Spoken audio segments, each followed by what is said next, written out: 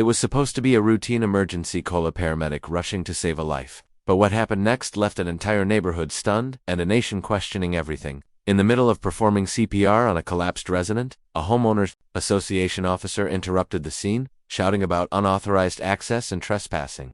Within minutes, the unthinkable happened. Paramedic Josh Miller was pulled away from the patient and handcuffed, the life he was trying to save, hanging by a thread. The reason? A gated community rule that quickly spiraled into something far more serious. Witnesses stood in shock, some filming, others begging the officer to stop.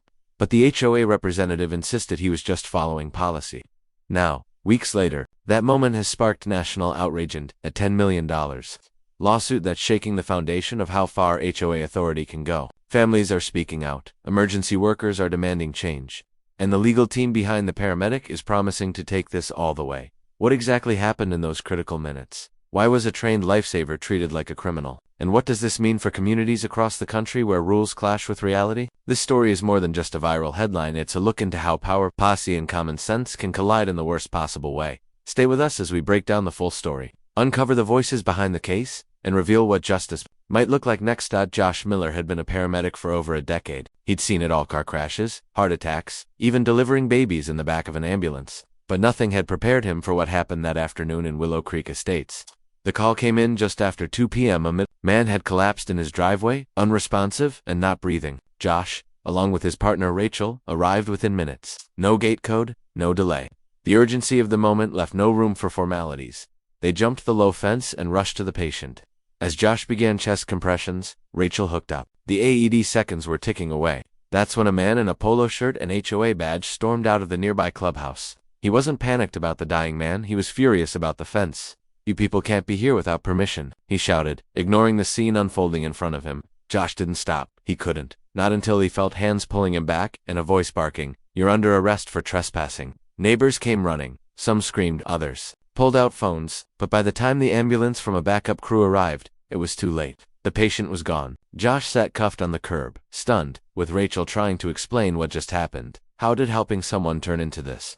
And why was a neighborhood rule more important than saving a life? The questions kept piling up, but no one had answers. Not yet. News of the arrest spread fast, first through social media, then on to local news, and soon it reached national headlines. Paramedic arrested mid-CPR, and gated community was everywhere. The video clips recorded by stunned residents showed Josh being pulled off the patient, his face still focused on compressions, as a voice barked orders behind him. It was hard to believe, but the footage didn't lie. Public opinion exploded, with many asking, how could this happen in a country where first responders are supposed to be protected, not punished? Behind the scenes, Josh was placed on administrative leave pending investigation. Rachel, his longtime partner, was furious. She began speaking out not just about what happened that day, but about the growing tension between emergency workers and private communities.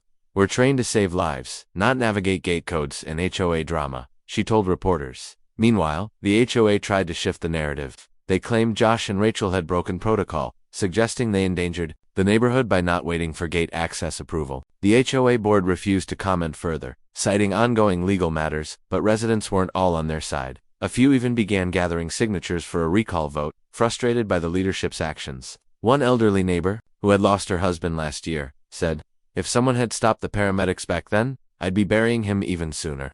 At the heart of it all was the victim's family, grieving, confused, and demanding answers. They wanted justice. But justice in a gated community, under HOA rules, was proving to be anything but simple. As the $10 million lawsuit moved forward, the pressure on Willow Creek Estates and its HOA board began to mount. News vans parked outside the community gates daily. Protesters, some locals, some strangers, gathered with signs reading, "Let them save lives and HOA power gone too far." The board members stopped appearing in public, choosing to communicate only through carefully worded legal statements. But even those felt cold and distant, offering no apology, only legal jargon about property rules and enforcement authority. Josh, still shaken, kept quiet publicly, but worked closely with his legal team. The emotional toll was heavy. He hadn't just lost a patient, he'd lost trust in a system that should have supported him. Every day, he replayed the moment in his mind. The man's eyes, the compressions, the shouting, the cuffs. He wondered if he could have done more, or if he should have walked away before even hopping that fence. But that wasn't who he was. He'd taken an oath to help people, no matter where they were. Inside the courtroom, things turned personal. The victim's widow, holding back tears, testified about watching the video of her husband's final moments, how help was right there, but taken away. The HOA's lead officer, the man who gave the arrest order, finally took the stand. His tone was calm, but his words stunned the room. He claimed he was just protecting the community, insisting that rules exist for a reason. That statement hit like a slap. Tension crackled through the courtroom now. With the truth nearly exposed and the stakes higher than ever, everyone was waiting what would happen next. Just when the courtroom drama seemed to be reaching its boiling point, a second bombshell dropped, one that no one saw coming. Josh's attorney introduced a new piece of evidence. Body cam footage from a nearby private security guard employed by the HOA. The footage, previously withheld by the HOA's legal team, had only come to light after an anonymous whistleblower leaked its existence to the press. What it showed stunned everyone. In the video, before the paramedics even arrived, the HOA officer could be heard telling the guard, "No code, no access. I don't care if it's an ambulance." Then, as Josh jumped the fence and began CPR, the officer muttered, "This is exactly why we need tighter control around here."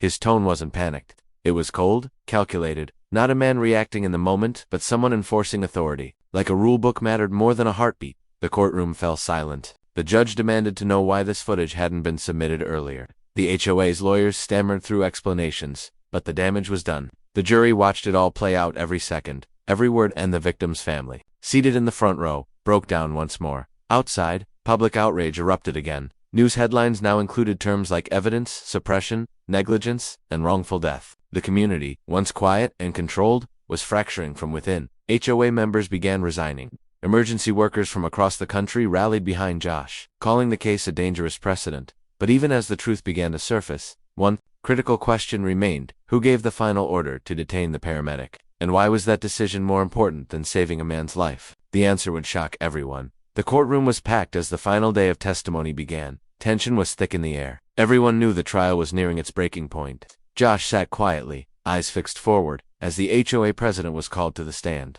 Up until now, he had refused to testify, citing legal protection, but the leaked body cam footage had changed everything. Under pressure, and with public opinion burning against him, he finally agreed to speak. At first, he stuck to the usual script. The HOA's rules were about safety and order. But then, Josh's attorney presented a series of internal emails obtained through a subpoena. One email, dated just days before the incident, showed a direct message from the HOA president to the board. Emergency crews should not be allowed in without clearance. We need to control who enters, even if it causes a scene.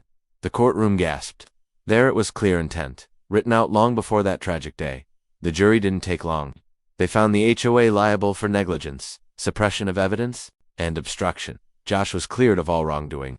The victim's family was awarded $10 million in damages. Reporters rushed to break the news. HOA found guilty in paramedic arrest lawsuit. Justice, it seemed, had been served, but just as the cameras packed up and the crowd started to leave, a quiet update trickled in. The anonymous whistleblower who leaked the security footage was actually a junior HOA employee fired just a week before the trial started. She claimed there were even more videos the board destroyed. The case might be closed in court, but in the eyes of the public, the deeper story was only just beginning. In the weeks that followed the verdict, Willow Creek Estates saw more change than it had in years. Several HOA board members resigned, and residents voted in a new leadership team that promised to prioritize transparency and community over rigid enforcement. The paramedic arrest case had shaken the neighborhood to its core, and no one wanted to go back to the way